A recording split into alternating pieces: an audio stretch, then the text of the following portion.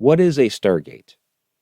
First of all, real stargates don't resemble the massive circular devices found in the 1994 Stargate film and the several television show spin-offs that followed.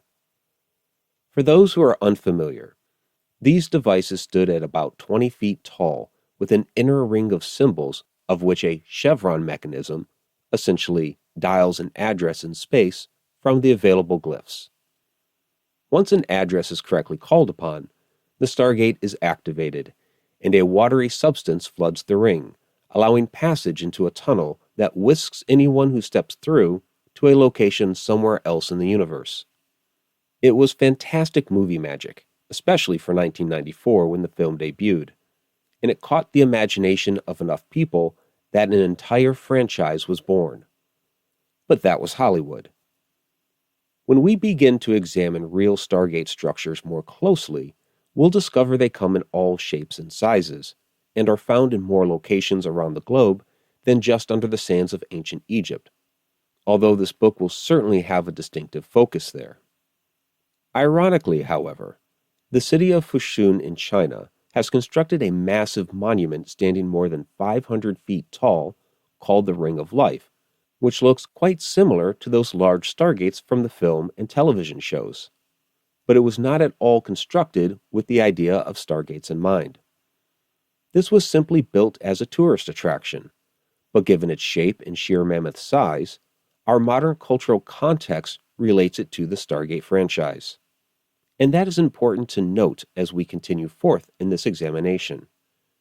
Our current cultural context, most likely, almost assuredly really, is not the same context in which the ancients viewed their experiences, and we must also pay heed to the notion that what the ancients reported to have happened in their history was not just some fanciful myth.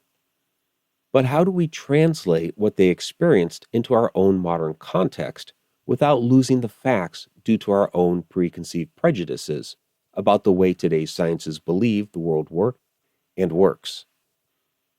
Plainly, a stargate is a doorway designed by an intelligent being that gives one access to other locations in the cosmos or on Earth, other dimensions, other levels of consciousness, or other points in time.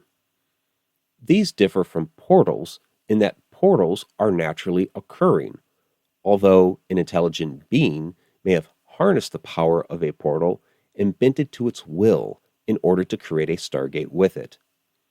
Why am I saying intelligent being and not human? Simple. A stargate doesn't have to be of human design. It could have been designed by other beings within the universe or even on our own planet. Although yes, a human could have designed a stargate as well. Where do we see portals in nature? Back in 2012, NASA announced they had discovered hidden portals or X-points on the cusp of the Earth's magnetic field where it meets and interacts with the solar wind that is projected from our sun. These portals are invisible, unstable, and elusive, but they aid in the transfer of tons of magnetically charged particles that flow outward from the sun. What's more, one of the challenges in this research is that these portals open and close with no forewarning and appear in a variety of shapes and sizes. According to plasma physicist Jack Scudder of the University of Iowa, quote, "We call them X-points or electron diffusion regions. There are places where the magnetic field of Earth connects to the magnetic field of the sun, creating an uninterrupted path leading from our own planet to the sun's atmosphere 93 million miles away." Unquote. The particles that flow through these portals heat the upper atmosphere of the Earth and spark the polar auroras, the aurora borealis in the north and the aurora australis in the south. Personally, I believe the scientists called them X-points because the word portal has a certain metaphysical connotation from which scientists generally prefer to steer away. But these are portals nonetheless. To keep listening to this audiobook, I've left you a link in the description so you can do it, at no cost thanks to Audible's 30-day free trial.